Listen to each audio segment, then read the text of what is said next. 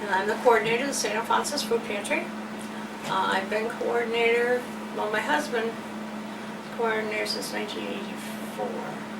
I didn't start till almost 90, because I was working on a full-time job. But then when I went to part-time, I started coming here too. And then when he got too sick to keep up, I just took over. So, as I said, we've been in operation. When we first started out, we did like 4 or 5 families a month. Now we do between 250 and 300 families a month. And they get enough food for 3 meals a day for 3 days. And because we're a full choice pantry, they get to pick their own stuff. So we have a guide that they follow. They're given so many points for each item, and then they're able to pick their own items, which makes it much easier because we don't have a lot of overage that we don't use, because if they don't want it, they're not going to take it. So we're not going to end up with somebody throwing a can of corn away or sitting in their closet for 40 years because their kids won't eat corn, you know. So it works much better that way, and they get what they want, and they kind of come in and they've already got their plan. You know, we're going to have spaghetti this day, right? So it works much better and better. We try to provide as much nutritious food as possible, and then we try to make, it's like 1% milk, lean meats, cuts of meat, as much as possible, low salt, low sugar, fruits and vegetables. We have a lot of fresh fruits and vegetables. We have a deal with the food bank where we can get fresh fruits and vegetables, and then I got a special grant this summer, so I'll be able to go to the farmer's market and get special fruits and vegetables. And then we have a couple of farmers in our parish that come in and they donate a lot of food. So as far as fresh fruits, and we really like that because that's one thing that's very expensive. I mean, you could go and buy a can of corn for under $1, but if you want, 6 ears of corn, it's a couple dollars. And when you're working on a budget like most of our people were, there's just not a lot of choice.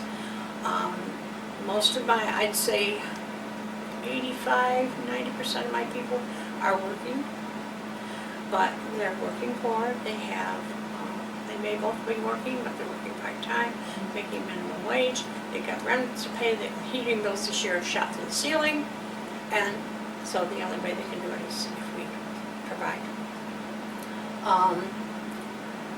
We have several homeless. We have probably about, say 1% of our people are homeless. They're either living in a motel, or they're living with family, or they're living on the streets. And unfortunately, there's more of them than you would think. When possible, we try to provide for them to make sure that they take things that they can prepare in the motel, because there's not much cooking space there, but most of them have a microwave. And I went to a seminar this winter on how to cook in a hotel, and how to make things in your coffee pot and in your microwave, and how to make a toasted cheese sandwich with your iron and all that sort of thing. So that makes it a little easier too, gives them a little bit of choice.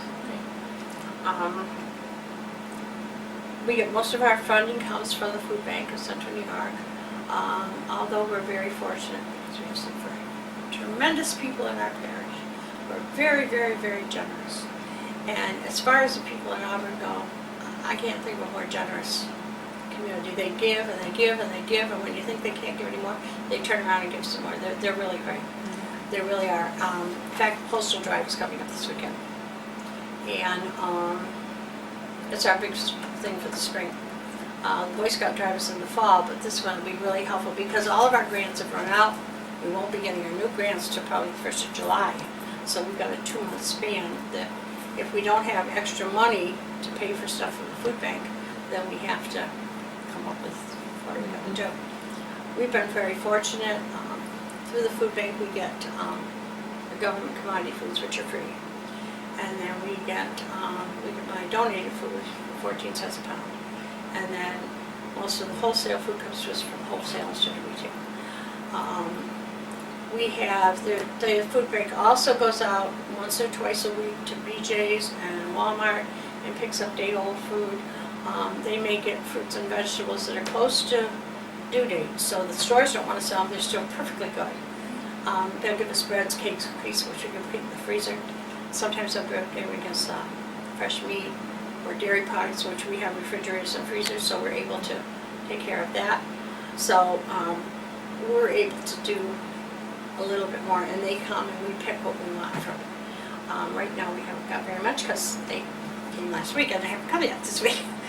But we can get anything from oranges and apples to potatoes and onions to kiwi to who knows. Asparagus we had last week, broccoli we had last week. So, and then BJ's of course gives us a lot of their cakes and their stuff like that. And that's really nice because you'll have a cake and somebody will come in and you're filling out the paperwork and you'll look down and you say, oh, your son's got a birthday tomorrow. Yeah. Well, have you got a cake?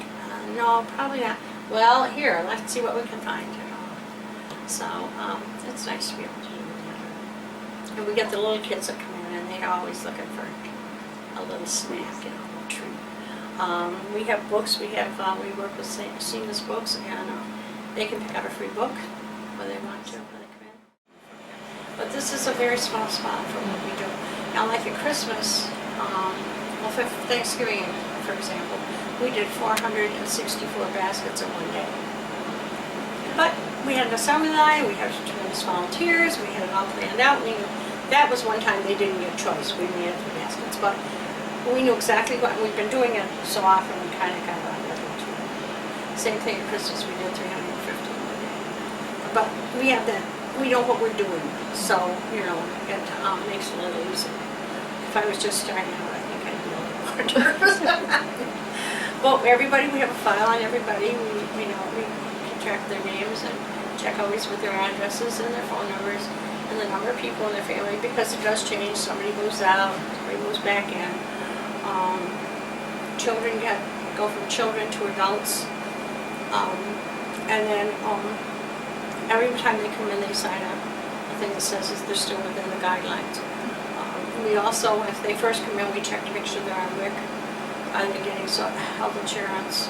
Are they on HEAP? Or do they get some food stamps or SNAP? Do they get financial assistance? Are they on unemployment? Are they compensation? They get SSI? Because these are mainly for the government. Because the government every time sends us a questionnaire. How many people are on SSI? How many people are receiving SNAP funds? How many people are on it? And this helps us to give them the figures so that they know where we're standing. And also, it gives us a chance to refer.